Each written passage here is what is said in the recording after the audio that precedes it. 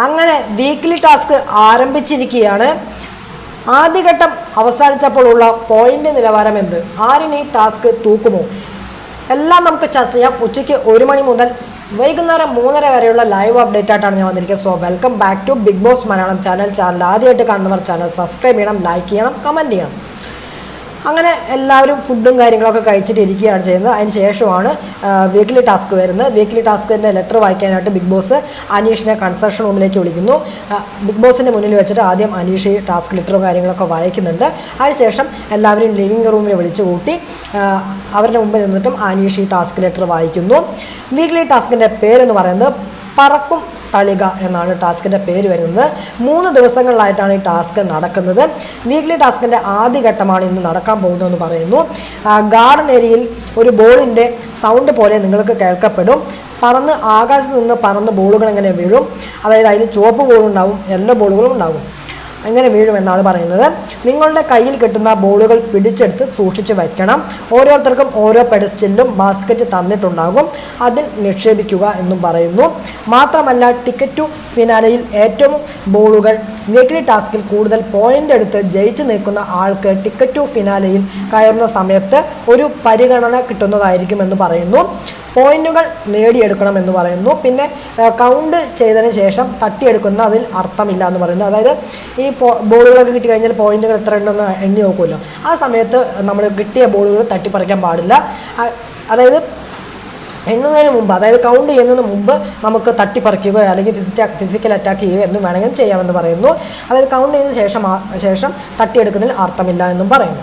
അങ്ങനെ ടാസ്ക് തുടങ്ങുകയാണ് ചെയ്യുന്നത്. അനു ഓടിപ്പോയിട്ട് തന്നെ സാരിയൊക്കെ കൊടുത്തിട്ട് വരുന്നുണ്ട്. ആ സാരിയൊക്കെ കൊടുത്തിട്ട് വരുന്നത് കണ്ടു കഴിഞ്ഞാൽ അനു തന്നെ ഈ ടാസ്ക് ജയിക്കുന്നു വിചാരിക്കും. പക്ഷേ അങ്ങനെയല്ല. അനു ഇങ്ങനെ ക്യാച്ച് ഓടിക്കാൻ വേണ്ടിയിട്ട്, അതായത് സാരിൻ്റെ മുന്താണിയൊക്കെ ഉപയോഗിച്ച് കഴിഞ്ഞാൽ പെട്ടെന്ന് ബോൾ കിട്ടുമല്ലോ, ഇതിലേക്ക് വീഴുമല്ലോ എന്ന് വെച്ചിട്ട് ഓടിപ്പോയിട്ട് എന്തൊക്കെ കൊടുത്തിട്ട് വരുന്നു. ഇങ്ങനെ ക്യാച്ച് ചെയ്യാൻ പിടിക്കാൻ വേണ്ടി നിൽക്കുന്നുണ്ട്. അങ്ങനെ ഫസ്റ്റ് റൗണ്ട് കഴിയുമ്പോൾ ബോളിൻ്റെ സൗണ്ട് ഇങ്ങനെ കേൾക്കുമ്പോൾ ബോൾ ഇങ്ങനെ ചറപറന്ന് ആകാശത്ത് നിന്ന് ഇങ്ങനെ വീഴാണ് ചെയ്യുന്നത്. എല്ലാവർക്കും ബോളുകളൊക്കെ കിട്ടുന്നുണ്ട്. ആർക്കും തന്നെ ബോളുകൾ കിട്ടാത്തതായിട്ട് വരുന്നില്ല. അതിലേക്ക് മാത്രമാണ് ഒരു ബോളുകൾ കിട്ടാതായിട്ട് വരുന്നത്. പിന്നെ റെഡ് ബോൾ കിട്ടിയാൽ 3 പോയിന്റും അതുപോലെ തന്നെ യെല്ലോ ബോൾ കിട്ടിയാൽ 1 പോയിന്റാണ് കിട്ടുക എന്ന് പറയുന്നുണ്ട്. പിന്നെ ഏറ്റവും കൂടുതൽ ബോളുകളല്ല എടുക്കേണ്ടത്, പോയിന്റുകളാണ് നിങ്ങൾ കളക്ട് ചെയ്യണമെന്ന് പറയുന്നു.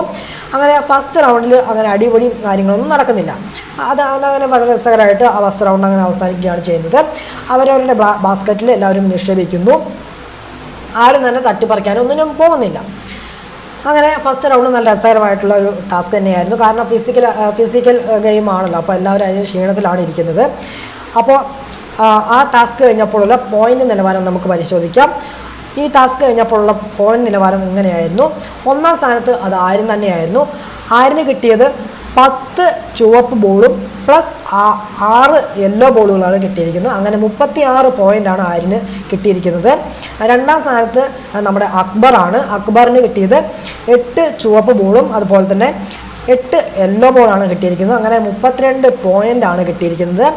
അനീഷിന് കിട്ടിയിരിക്കുന്നത് 11 റെഡ് ബോളും 6 യെല്ലോ ബോളുകളാണ് കിട്ടിയിരിക്കുന്നത്. അങ്ങനെ 29 പോയിൻ്റാണ് അനീഷിന് കിട്ടിയിരിക്കുന്നത്. 4-ാം സ്ഥാനത്ത് നമ്മുടെ ഷാനവാസാണ്.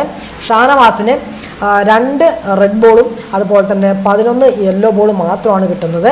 അങ്ങനെ 17 പോയിന്റ് മാത്രമാണ് ഷാനവാസിൻ്റെ കയ്യിലുള്ളത്. ഇങ്ങനെയാണ് 4 സ്ഥാനക്കാർ. ഇനി 5-ാം സ്ഥാനത്തേക്ക് വന്നു കഴിഞ്ഞാൽ ലക്ഷ്മിക്ക് 3 ചുവപ്പ് ബോളും അതുപോലെ തന്നെ 6 യെല്ലോ ബോളും കിട്ടുന്നുണ്ട്. അങ്ങനെ 15 പോയിന്റ് ലക്ഷ്മിയുടെ കയ്യിലുണ്ട്. ഇങ്ങനെ ടോപ്പ് 5 വരുമ്പോൾ ബാക്കി താഴത്തോട്ട് വന്നു കഴിഞ്ഞാൽ 6-ാം സ്ഥാനത്ത് സാബുമാനാണ്.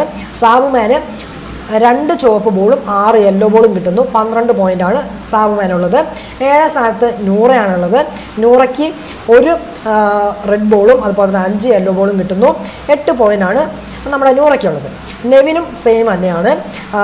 നെവിന് 1 റെഡ് ബോളും 5 യെല്ലോ ബോളുമാണ് കിട്ടുന്നത്. 8 പോയിന്റ് തന്നെയാണ്. അതായത് നൂറയും നമ്മുടെ നെവിനും സെയിം ടു സെയിം ആണ്, 8 പോയിന്റിലാണ് നിൽക്കുന്നത്. ഇനി 9-ാം സ്ഥാനത്ത് അനു ആണുള്ളത്. അനുവിന് 1 റെഡ് ബോളും 4 യെല്ലോ ബോളും മാത്രമാണ് കിട്ടുന്നത്. 7 പോയിന്റാണ് അനുവിനുള്ളത്. ഏറ്റവും അവസാനം സ്ഥാനത്ത് ആദിലയാണുള്ളത്. ആദിലയ്ക്ക് 1 റെഡ് ബോളും കിട്ടുന്നില്ല, 3 യെല്ലോ ബോൾ മാത്രമാണ് കിട്ടുന്നത്. അങ്ങനെ 3 പോയിന്റാണ് ആദിലയുടെ പക്കലുള്ളത്. ഇത് ഫസ്റ്റ് ഘട്ടത്തെ പോയിന്റ് നിലവാരമാണ്. ഇനി 2-ാം ഘട്ടമുണ്ട്, അത് കഴിഞ്ഞ് 3-ാം ഘട്ടമുണ്ട്. അതിലൊക്കെ ഈ പോയിന്റ് നിലവാരം കാര്യങ്ങളൊക്കെ മാറി മറിയും. എന്തായാലും നമുക്ക് നോക്കാം. ചിലപ്പോൾ ഈ ഇതിപ്പോൾ ഒന്നാം ഘട്ടം മാത്രമേ അവസാനിച്ചിട്ടുള്ളൂ. ഇതിൻ്റെ അടുത്ത ഘട്ടം ചിലപ്പോൾ ഇന്ന് തന്നെ നടന്നേക്കാം. എന്തായാലും നമുക്ക് നോക്കാം. ഓക്കെ, ചിലപ്പോൾ പല ടെസ്റ്റുകളും വരാനുള്ള സാധ്യതകളുണ്ട്. എന്തായാലും നമുക്ക് നോക്കാം.